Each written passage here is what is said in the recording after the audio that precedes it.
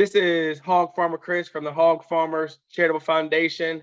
And before you start listening to Red Zone in the Lab, check out our Amazon Smile, a simple way to support the Hog Farmers Charitable Foundation every time you shop, and it's no cost to you. We're back! Welcome back to Red Zone in the Lab with Deuce.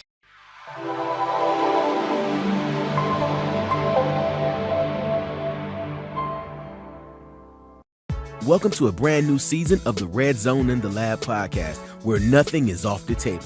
We will be discussing entrepreneurship, education, Black history, health, movies, family, and of course, sports. So do yourself a favor, make sure you like, subscribe, and follow on all social media platforms, YouTube, Twitter, Instagram, and Facebook. And of course, you can always visit us at redzoneinTheLab.com.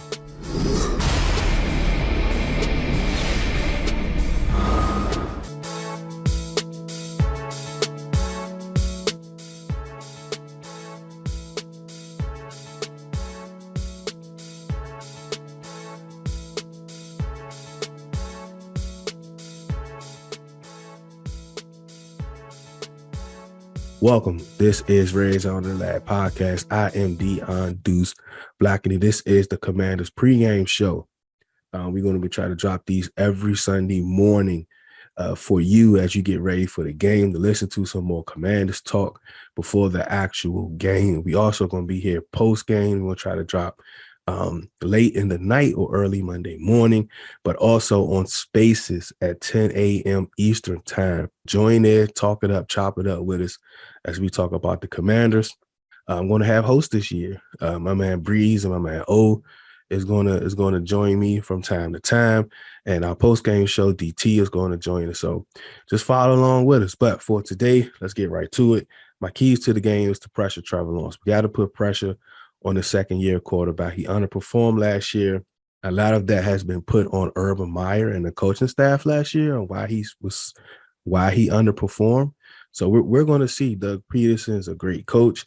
He's a great coach. As we know, we've seen him down through the years in Philadelphia. He did a wonderful job with Carson Wentz and Nick Foles. So we have to put pressure on Trevor Lawrence. A lot of the Jaguars fans, this is actually his rookie year. So let's mix up the coverages, put pressure on him. We have to establish the run game. It's going to be a little wet out there today. I get it, but it's football. We need to be prepared. We have to be prepared. That's not an excuse. So establish the run game with Antonio Gibson, him holding to the football. I don't believe that's going to be an issue today, but we need to establish the run game. Blitz Jamin Davis. Put Jamin Davis in some spots for him to shine. Put him all over the field.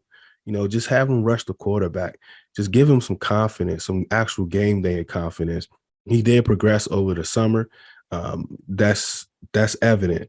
But I believe he was so far behind that even that progression doesn't bring him up to an actual starting caliber linebacker. So it's up to Jack Del Rio and them to put him in positions to succeed. Now our key matchups: Doug Peterson versus JDR. Doug Peterson runs a lot of different formation. He does a lot of pulls. He does a lot of screens that we've seen. Jack Del Rio has to be ready for that. We had a lot of issue covering out the backfield, covering tight ends. I know they have Travis Etienne. I believe that's how you pronounce his name. He's coming off a season-ending injury, but he's dynamic as we've seen in college. So it's going to be, and as you've seen, we've had issues down the middle of the field, and we have to stop them on third down. So I think that matchup is going to be one of the key matchups today. Christian Kirk versus Benjamin St. Juste. I think Christian Kirk is going to be a slot receiver most of the day. That's what he was pretty much in Arizona, especially when everyone was healthy there. He kind of ran a lot of plays from out of the slot, and Benjamin St. Juste is our slot corner. So it's going to be a good test for him. Christian Kirk has some speed, but I don't think he's as good as he was paid, if that makes sense. I think they paid him on potential, and I think that was a mistake on their part. But that's going to be a key matchup today to see what actually Benjamin St. Juste is capable of doing. And then Brandon Sheriff and Deron Payne. That's going to be an interesting matchup. And I'm quite sure they're going to rotate a couple players to play over Brandon Sheriff, but that's going to be an interesting matchup to see. It doesn't have a lot of hype coming into this game, but I know for the players' sake, it's going to be it is a lot of hype. So I am very interested to saying that. And for my score predictions for the game, I predict 31-17 to the Commanders. I know it's going to be wet. It's supposed to be drier as the game begins. I think we're going to run the ball effectively. I think Carson's going to pass the ball around. And I'm really interested to see the different formations that Scott Turner bring out. I don't think that he's going to get too fancy. Hopefully he doesn't have to. I think we'll see more week 3, but we'll talk about that a little later. But that is the Commanders pregame show with our predictions. So let's just have fun. Let's get out there and let's go. Go Commanders. # take command. Appreciate your time. We know your time is value. We appreciate you spending some of it with us. This is Red Zone and Lab Podcast. One beat, one sound, one heart, one love.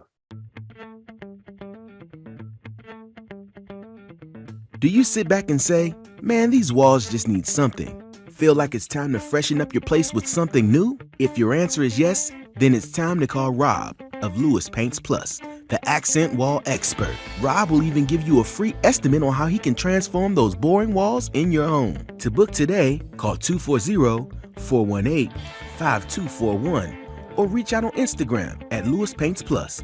And for 10% off, tell him Red Zone sent you.